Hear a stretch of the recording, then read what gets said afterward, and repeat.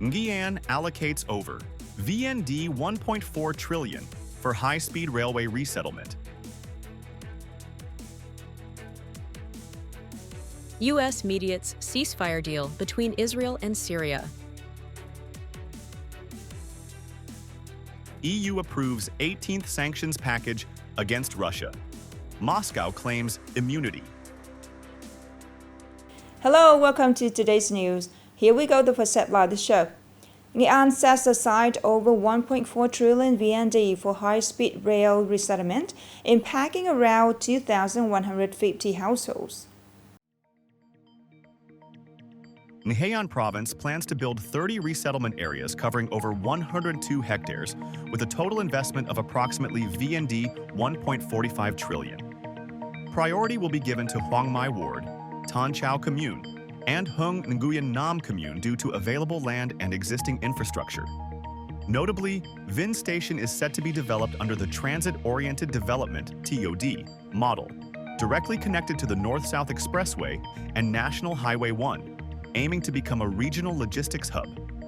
The North-South High-Speed Railway project spans 1,041 kilometers with an estimated investment of VND 1.7 quadrillion.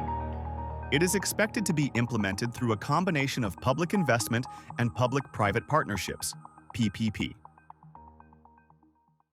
The U.S. officials recently stated that Washington was instrumental in facilitating a ceasefire agreement between Israel and Syria as tensions escalated in southern Syria.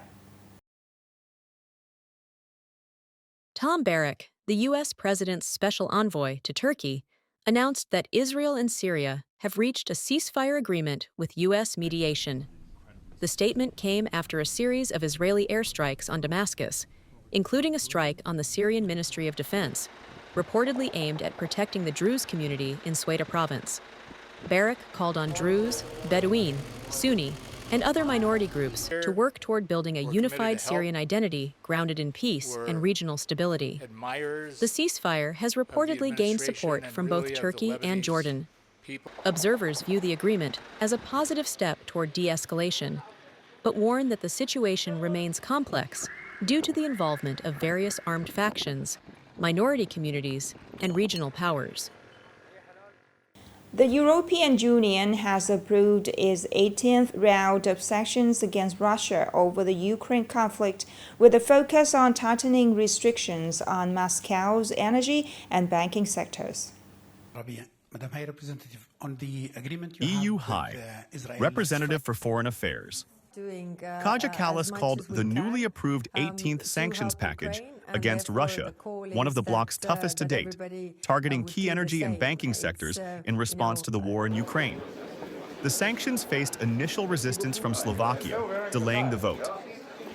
However, Bratislava shifted its stance after receiving guarantees from the European Commission on securing gas and oil supplies, stating that blocking the sanctions would be counterproductive.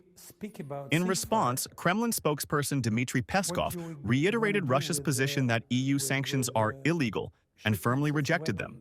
He claimed the Russian economy has adapted and achieved a certain level of immunity, adding that sanctions are a double-edged sword that hurt not only Russia, but also the countries imposing them. Upcoming are some updated news. The Vietnamese Prime Minister has issued a directive urging ministries and local authorities to promptly address administrative difficulties and accelerate digital transformation to ensure the effective operation of the two-tier local government model. Key ministries, including public security, justice, and science and technology, are tasked with quickly completing data systems, fixing software errors, and deploying technological solutions to guarantee uninterrupted public service delivery. Completing the national data system and enhancing information sharing among agencies will serve as a vital foundation for improving state management efficiency during this digital transition.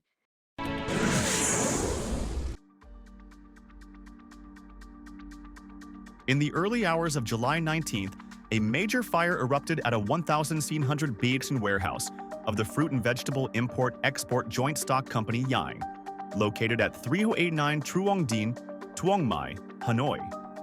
hundreds of personnel and vehicles were mobilized, successfully saving nearly 1,000 merciers of adjacent warehouse space.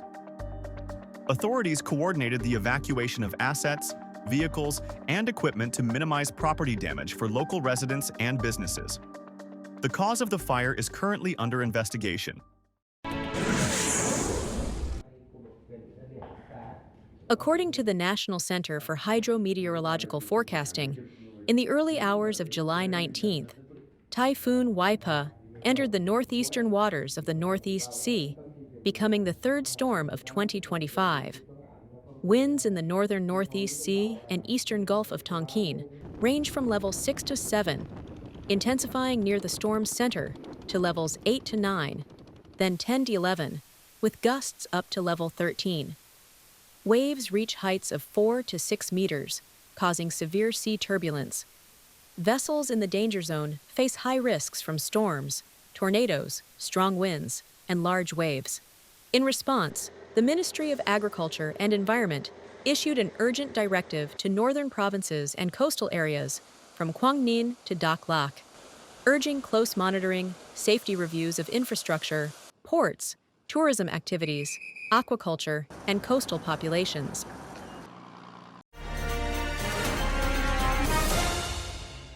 Known for his deep, husky voice and strong masculine presence, singer-songwriter Tak Quang Thang stands out by embracing country rock, a tree-spirited, narrative-rich genre rarely pursued by Vietnamese artists. More in the story. Born in 1988 in Hanoi, Tak Quang Thang studied vocal performance at the Vietnam National Academy of Music. Choosing a bold and steadfast path, he dedicated himself to mastering country rock, a genre rarely explored in Vietnam, by self-learning and honing his skills to become a professional artist who both writes and performs deeply personal songs.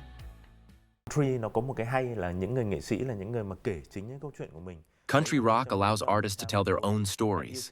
That's one of the reasons I fell in love with it. In Vietnam, where this genre isn't widely known and there's no one to personally guide you, it was passion and love for the music that pushed me forward.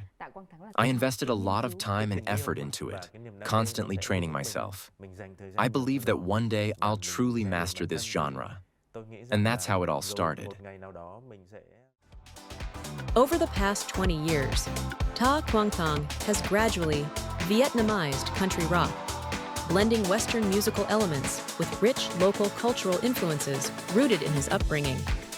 This fusion has created a unique musical stream that distinguishes his work. Chúng tôi nghĩ rằng là bây giờ về mặt âm nhạc thì cũng không. The difference lies in the way I sing. It somewhat resembles the vocal style of Vietnamese folk music, blended with elements of classical vocal techniques. The singing approach and vocal tone set my country music apart from its Western counterparts. With a serious and professional attitude toward his craft and a respect for diverse audience tastes, Tak Quang Thang has built a successful music career. He plans to continue releasing innovative and fresh music projects in the near future. Now is the end of the show today. Thank you so much for your attention. Goodbye and see you later.